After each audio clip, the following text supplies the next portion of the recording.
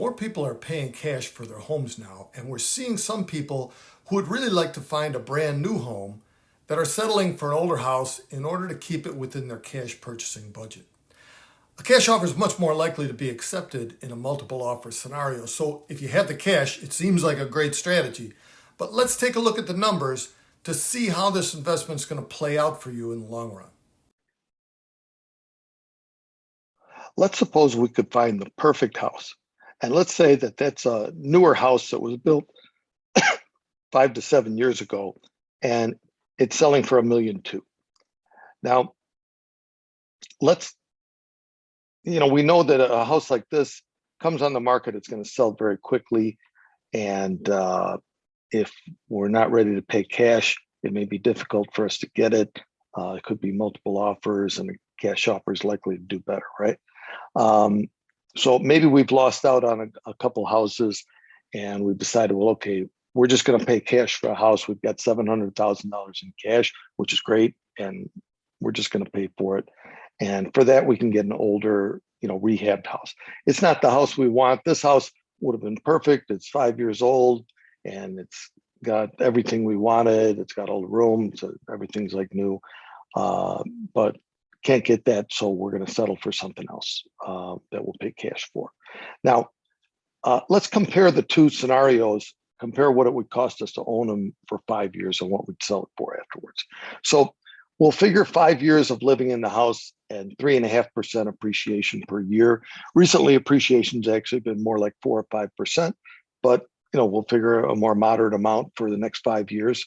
And this house, even this house, is going to be 10 or 12 years old when we sell it 5 years from now. So we have to figure we're going to be doing some updates and maintenance on the house.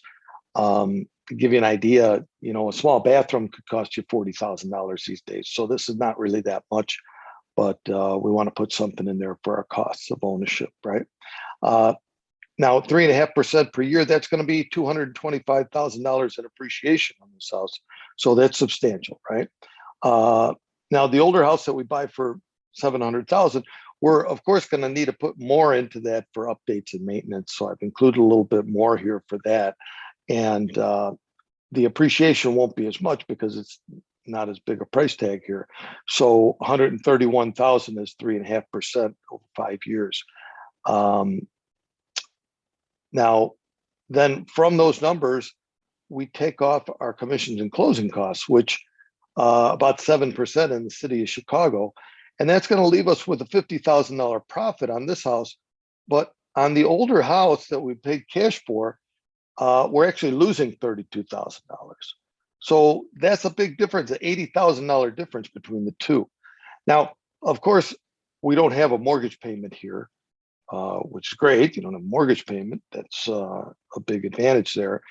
At the same time, right now, with interest rates as low as they are, it's a great time to borrow money because you want to stay liquid. You can invest your money and make more on it. So it's a good time to take advantage of the low rates. You also get to write off your mortgage interest when you do that.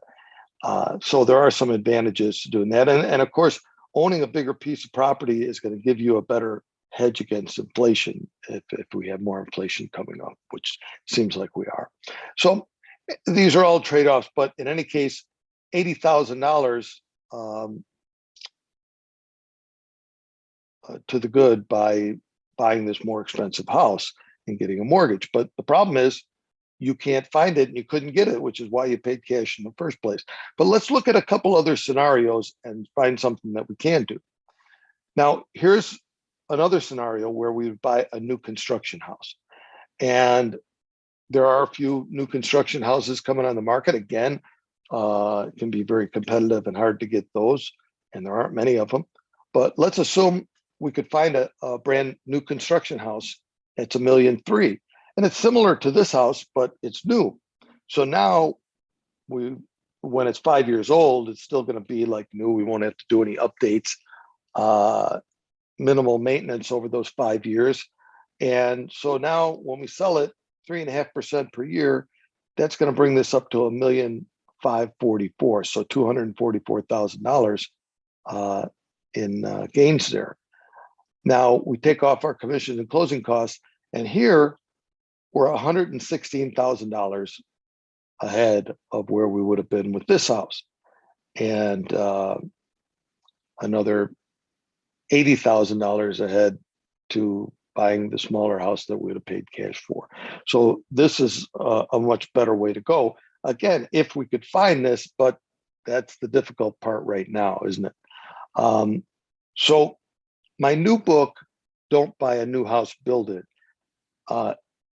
tells you how you can build your own new custom home and why that is a great way to go right now.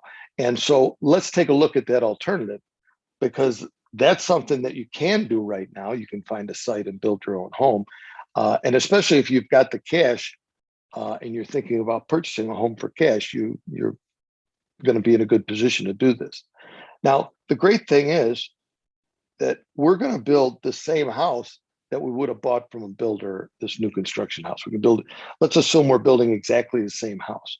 Now, we bought it from the builder for $1.3 million, and we're actually going to be able to build this for, we're going to estimate 15% less. So how can I say that? Well, when the builder sells this house for $1.3 million, the builder has to pay this 7% closing costs, the commissions and closing costs. So if the builder built it for this price, $1,105,000, 15% less, they actually only have 8% profit in there.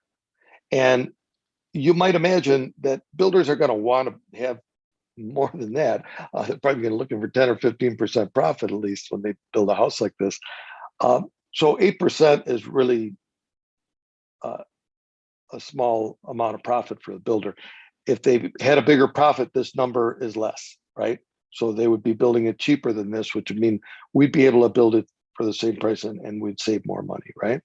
But we'll just assume this 15%, $1,105,000, same maintenance costs, the same sale price and commission and closing costs, but big difference here in our returns.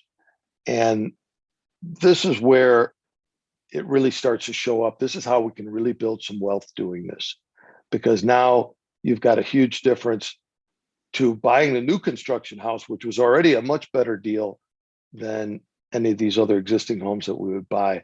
But this gives us a huge profit. And if you're really smart, you're going to do this 2 or 3 times over the next 10 or 20 years and really build some great wealth doing it. So building the new custom house is definitely the best way to go here. So when you really look at your new home purchase as an investment and compare the returns, it's just crazy not to consider building your own new custom house. So get my new book and learn how you can do it. There's a link down below.